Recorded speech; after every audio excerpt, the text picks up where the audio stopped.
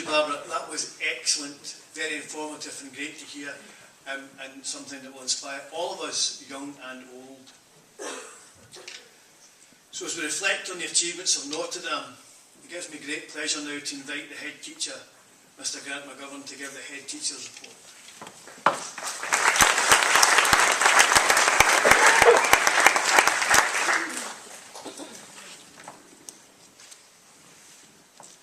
Reverend Father, Ian Mackenzie MP, elected members, invited guests, ladies and gentlemen, boys and girls, students of Notre Dame High School, welcome to our Senior Awards ceremony. Thank you, Barbara, for your inspirational, thought-provoking speech. It is always a pleasure and a privilege to welcome back such a well-respected and loved former member of staff to share their thoughts and memories of their time in Notre Dame High School, to encourage our pupils to sketch PE, how to take the quick route through university, but with all of that, how to say yes and say yes to so many of the opportunities that we hope Notre Dame High School will give them. What Barbara was talking about there throughout her speech is very much wrapped up in the theme that I want to talk about this evening. Not only about our culture as a school, but very much those traditions. Culture is about how we do things. Traditions are those things that allow us to share in a common history. So those two things inevitably are linked. Some people think that traditions can be viewed as something that can hold us back, that they look to the past when we should look to the future. Others, myself included, feel that traditions are important, that they remind us of where we come from. They give us a solid foundation on which we can build for the future. They also give us a sense of belonging. They are part of history, our history. In some ways, they define who we are. A tradition is a belief or behaviour passed down within a group or society with symbolic meaning or special significance with origins in the past. Traditions can persist and evolve for thousands of years. The word tradition itself derives from the Latin tradere, literally meaning to transmit or to hand over, or more importantly, to give for safekeeping. Schools are good at tradition. Catholic schools are very good at traditions. Churches are great at traditions. And of course, no one is better in this than the Catholic Church. They are positively brilliant at traditions. They are, in fact, traditionally regarded as being the best at tradition. If there was such a thing as an annual award for the church with the best traditions, the Catholic Church would almost certainly win it every year. Notre Dame High School has its own traditions. For example, this awards ceremony, where we celebrate the outstanding performances of our students for their academic and wider achievements. That is a very traditional thing. Awarding, as we will tonight, a joint award for the title of School Ducks, which incidentally, for someone who was writing this down a while ago, that's not spelt with a CKS at the end. So School Ducks is a long-standing tradition in Notre Dame High School and schools across Scotland. Dux is a Latin for leader, not however a leader by their formal position, but by the demonstration of their natural ability and leadership and outstanding performance.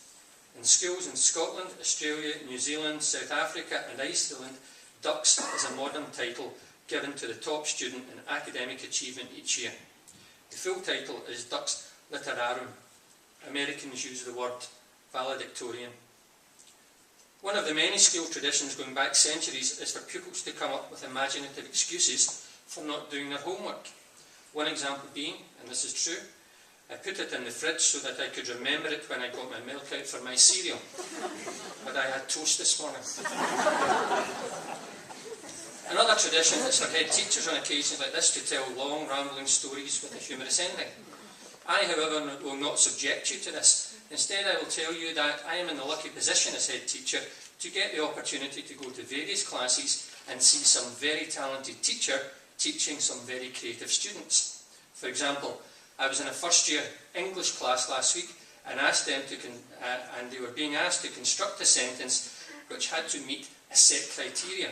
On this occasion, the instruction was to construct a sentence containing the appropriate use of the word officiate. As with modern teaching methodologies, the students took thinking time. talked in small groups, wrote the sentence on their show me boards, then indicated that they were ready to answer. Yes, Darren, says the teacher, can you read out your answer? Darren stands, prepares himself and says clearly, my father has food poisoning because of a fish he ate.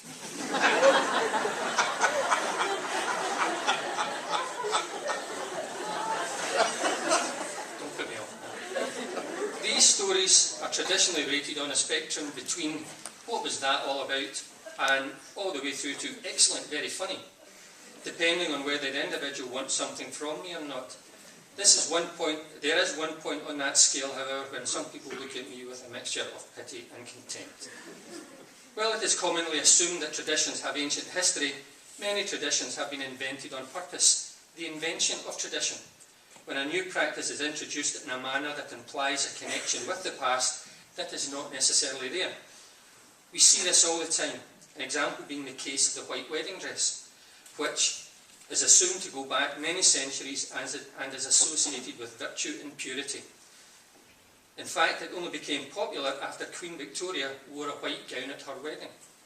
Another example would be clan tartans. It is widely accepted that through Scotland's somewhat turbulent and violent history, clan members were recognised by their individual tartans.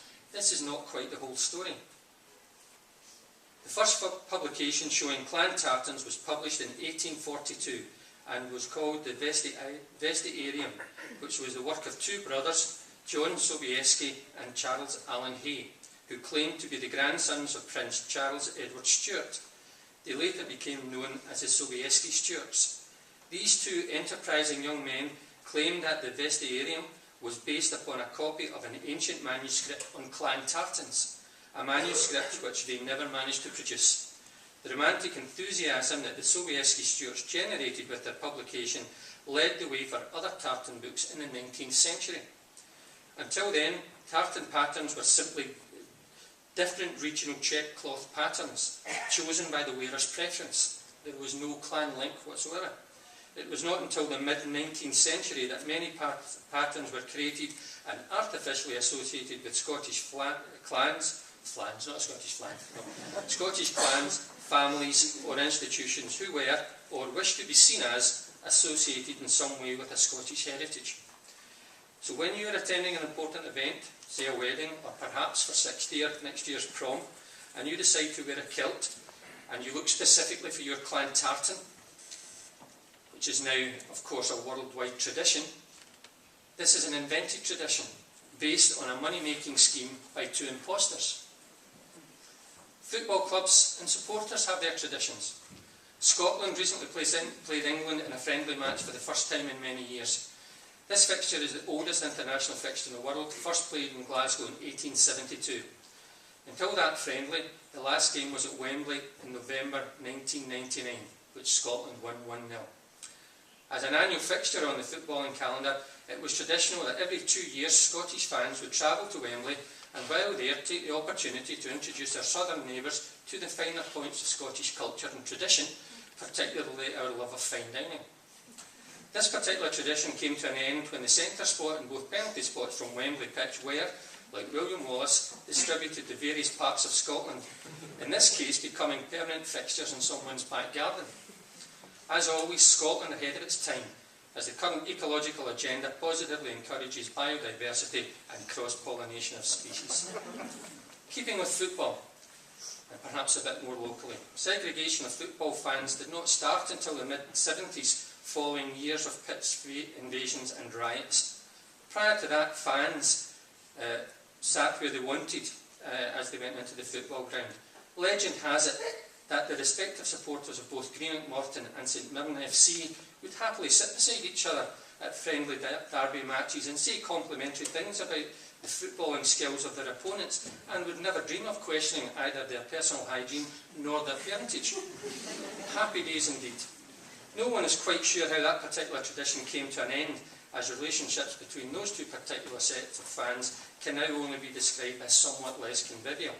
Perhaps we can look forward to a time in the near future when those old traditions will return. I should point out that I got that history of Morton from Mr McHugh.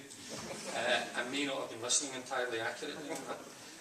Of course, our annual school pantomime and summer show are a huge part of Notre Dame's traditions. They are an essential part of what we are and how the wider world sees us. It is one of those things that defines us.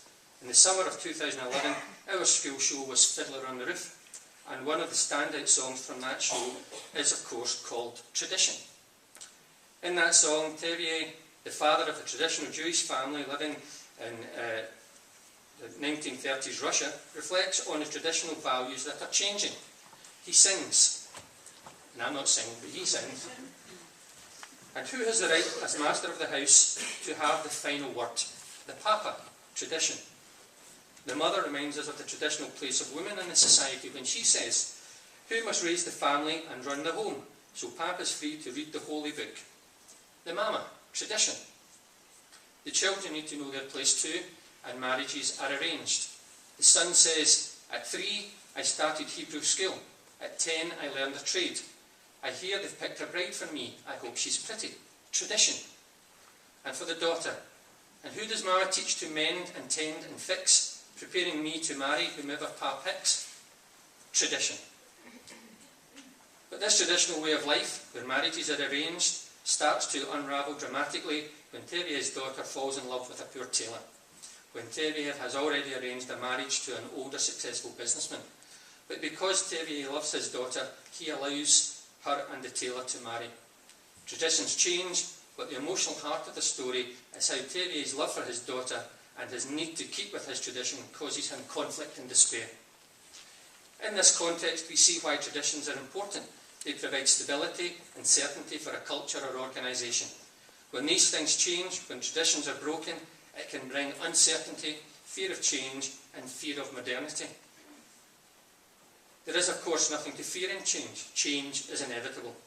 Scottish education is in a significant period of change and development that will come to a conclusion in the next 2 years, with the conclusion of the introduction of a curriculum for excellence and the new national qualifications starting in May 2014. Here in Notre Dame High School, we have nothing to fear in these changes. We are a Catholic school with our traditions based on certainty. Yes, our traditions will grow and develop with us, but they will always be grounded in the certainty of our gospel values, in the teachings of our Lord Jesus Christ, in the values we instil in our young people of compassion, honesty, dignity, and humility. At this point, I'd like to give a brief review of what has been, again, a hugely successful year for everyone in Notre Dame High School community, to look at the opportunities so many of our young people have taken throughout the year. But first of all, to mention that as change comes, inevitably new staff arrive in the school and more mature, well-experienced members of staff move on. So we had several members of staff retiring this year, and they were Mr. Michael Fay, who was DHT and previously Principal Teacher of Business Education, Mrs. Janice Henry, who was Principal Teacher of Citizenship and Enterprise, and who gave so much to the school in terms of her work with young people in athletics, which was recognised nationally. Mr. Alistair Scott, known as Sam Scott, Principal Teacher of PE, and Mr. John Docherty, Principal Teacher of Technical Education. All 4 of those long-term, well-respected members of staff have now moved on to the next phase of their life, and we wish them the absolute best. Our head boy and head girl, a hugely important tradition for us in Notre Dame High School. See, I told you so. Our head boy this year, Anthony MacDonald. Head girl, Rebecca Keane. We also have our deputy head boy, Kieran Boyle, and deputy head girl, Dana MacDonald. This year, our office bearers were again elected in a combination of vote by our S6 students and staff. It is a measure of the high regard both their peers and staff have for those young people that they were successful in that election. They have a long, hard year ahead of them, and I have no doubts that they will be excellent ambassadors and representatives of our school community. And as we started last year, they will do their work in the community in the post that they hold by being associated with and being members of the Cowdenhouse Residents Association. Throughout the year we had some outstanding opportunities for some young people, and I'll talk you through some of them. There was a competition that ran near the end of last year. It was called Team Tech competition, and it was a national competition. And we say national, not just Scotland, it was across the UK.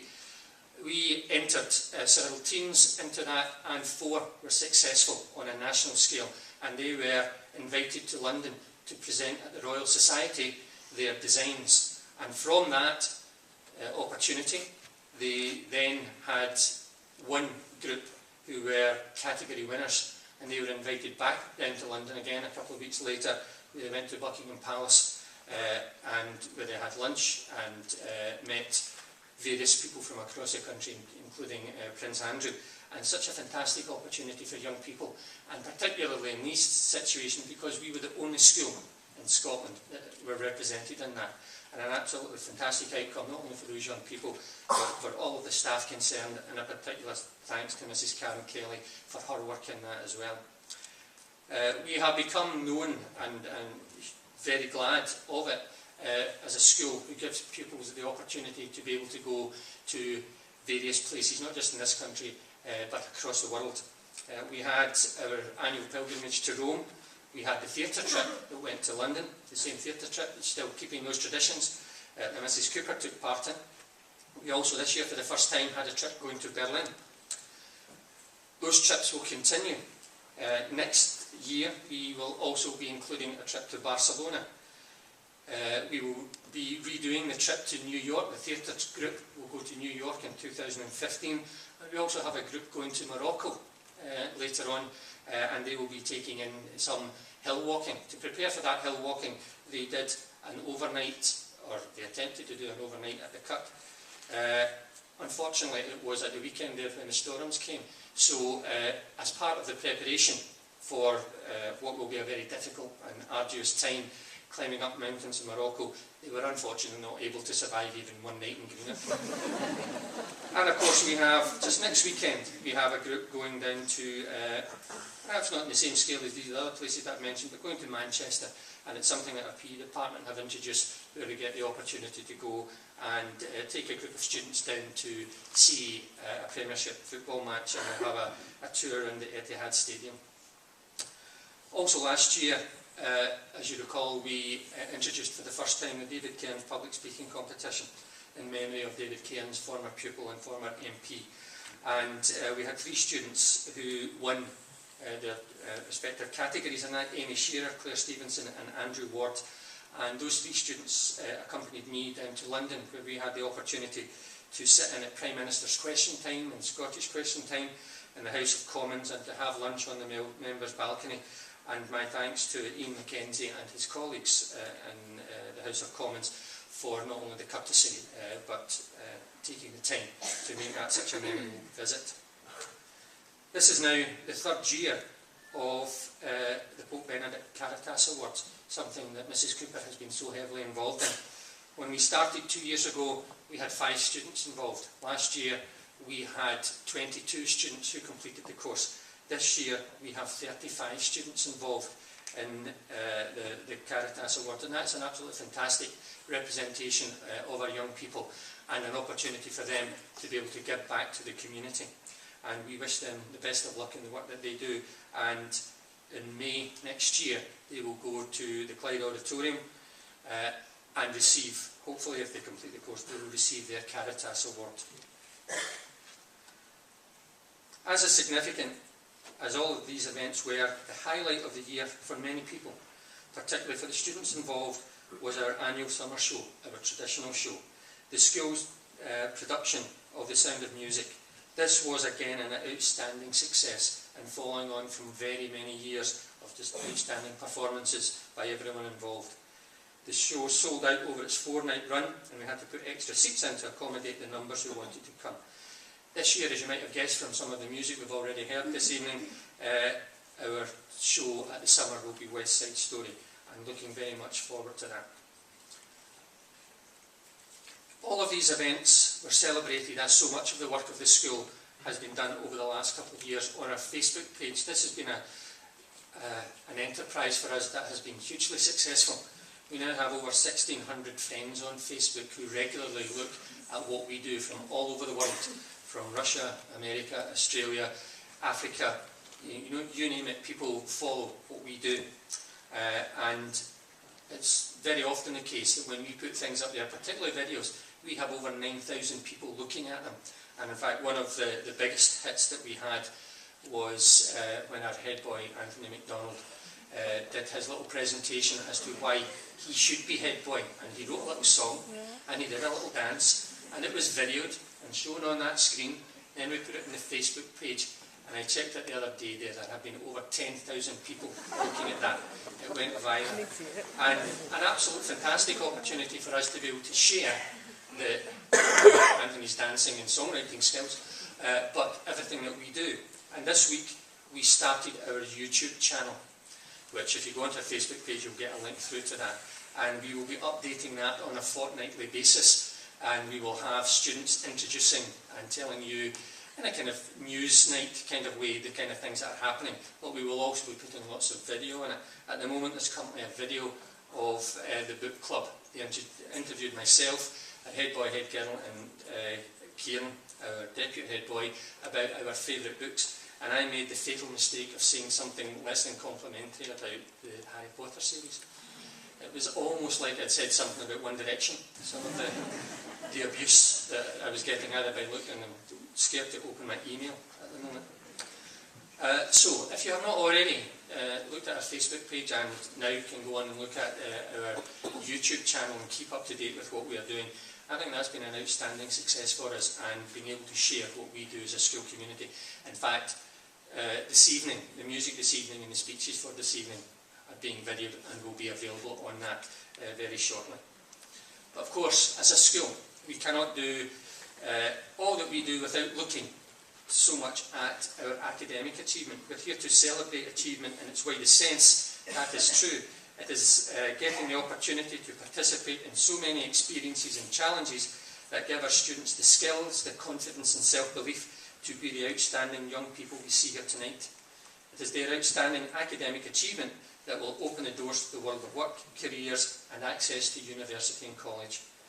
Our students have again achieved excellent results in the SQA exams. Here are some figures. Students attaining 5 or more standard grades at credit level, 46%. That is our best results ever.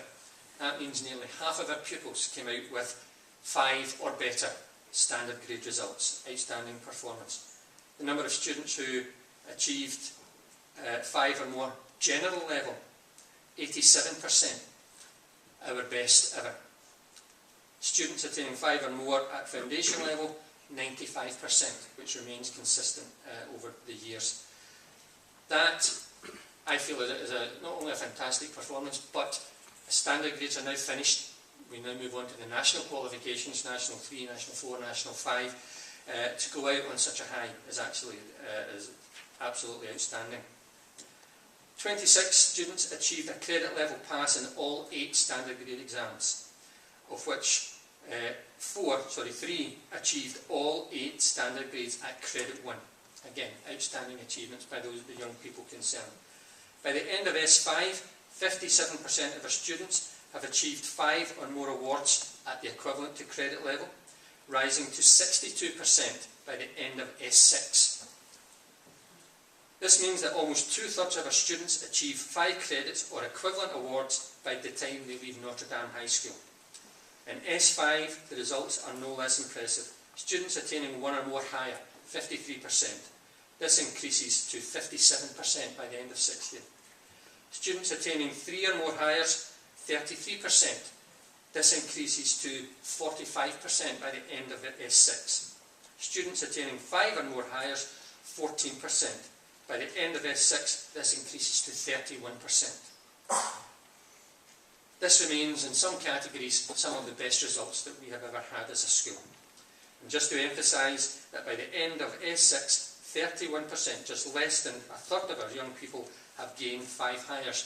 And that then gives them the opportunity to go on and have the choices, should those choices be available, that they would want. And that's what we can really do. We give them the opportunity so that when they leave here, they have choices in front of them. And all of the young people that we're here to celebrate tonight, and others who are not able to be with us, have taken those opportunities and done so very well. 30 students attained at least 1 advanced hire. That's about 20% of our cohort. Again, one of our best results in many years. 4 of those attained 2 advanced hires and 1 attained 3 advanced hires. On wider achievement, Our sporting success continues. Outstanding performances by young people, including Paul Dorian, who represented Scotland in a schoolboys golf match, which, to reflect something I said earlier on, in that match they beat England. And Paul had a significant part in that, winning his singles match and halving his doubles. And I have absolutely no doubt Councillor Dorian and his wife are absolutely hugely proud of their son for his performances. Sam Ball, now left us at the end of 6th year, was British champion in boxing at his weight category and will hopefully go and represent his country in next year's Commonwealth Games. We have Mary Shaw and Rebecca Munn, who will have represented their country, will continue to represent their country in netball, and Taylor Davies on trial for her country in football. Music achievement. As always, we're indebted to Mr Gordon, not only for this evening, but for all of the hard work that he and the music department do, and for our visiting instrumentalists for their support and encouragement to give the students. As I'm sure you will agree, the outstanding music programme this evening has again demonstrated the depth of talent and versatility we have in Notre Dame. Again, this year our students were outstanding in this year's Inverclyde Festival, and as we present awards shortly, you will be able to see how wide those achievements were. I would like to conclude by saying thank you.